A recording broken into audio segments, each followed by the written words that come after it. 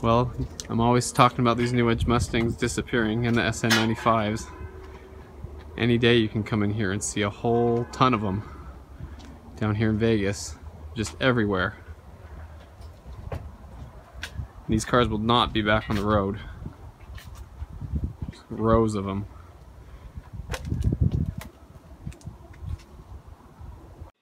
I went to the Pick Apart in Las Vegas. I have a list of things that I'm always looking for when I go down there for certain Mustang parts, like light bulbs or A-pillar moldings, little things that I need here and there. And when you get down there, you get overwhelmed. You see all these cars and you forget what you're there for because you just see all these parts everywhere. And the first car that we came across was this 99 35th Anniversary GT. And this is the actual 35th Anniversary Package GT.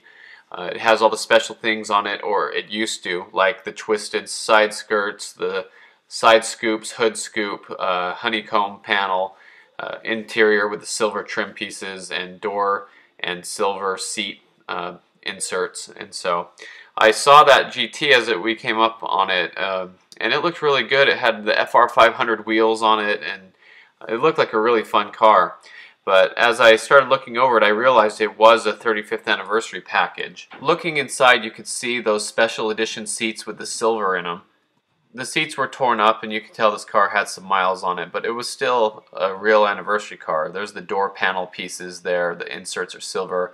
The twisted side skirts, see how they twist and go flat towards the back?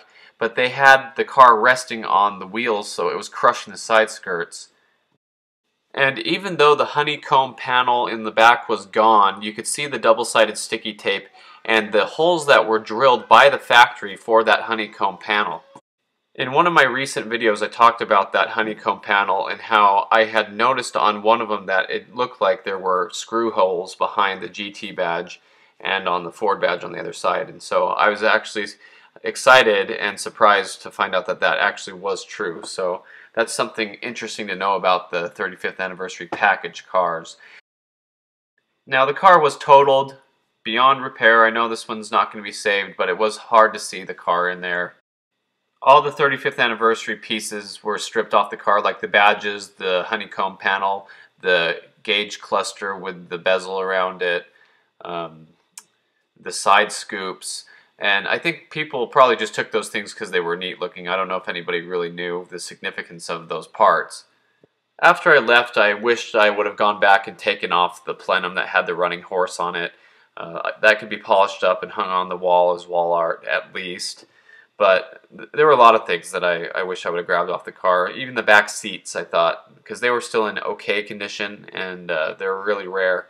But there were two bullet wheels there that were the 0304 color, which were on a V6 that somebody had put on, and I just couldn't leave those behind, so I went ahead and got those. And Danny Johnson's actually going to have those for his white GT as backups, or maybe we'll put drag radials on them, who knows. But there was a really cool GT outside. This is an 01 to 03 GT. It was black, and it was cool to see it out there because at least people are there getting parts for their Mustangs, and that's the positive side to the wrecking yard, is at least the parts can live on other cars. And I did get a couple of things like a new 6-disc CD player for the yellow Mach 1 because it had an aftermarket one that I didn't like, and you'll see a video about that when I install that and put it back together. But I got some extra floor mats to clean up and things, but it was a fun trip to the wrecking yard. But it is difficult for me to go to these wrecking yards and see all these Mustangs lined up like this. There's so many good parts on these cars, like the tail lights and spoilers and things, and a lot of times they don't get sold because they do want a pretty good amount of money for them. They're decently priced, but also I would go in there and get all the taillights I could and things like that. But you know, $50 for a taillight adds up when you keep collecting them and stuff. And so it's hard to watch all those good parts get crushed. And you always get home and realize there's something that you wish you would have grabbed. But anyway, I have a hard time after I go to the wrecking yard and seeing the cars like that because they feel like they're not valued as much. They feel like people aren't interested in them anymore enough to save them, especially when you see some of these cars in here that have straight bodies and never been in an accident, but maybe the transmission went or the engine went and they decide just to scrap the car. I feel like there's so much waste in cars like this. The electrical system still works. If you were to put the key in and cycle it, the lights would work. You know, the car would start up if it wasn't damaged or anything. But there's just so much good in all these cars. There's computers in every one of them. There's just a lot of good parts that go to waste and end up getting crushed. But I know that's the world we live in. Anyway, at least I can appreciate these cars and say my goodbyes to them as they depart.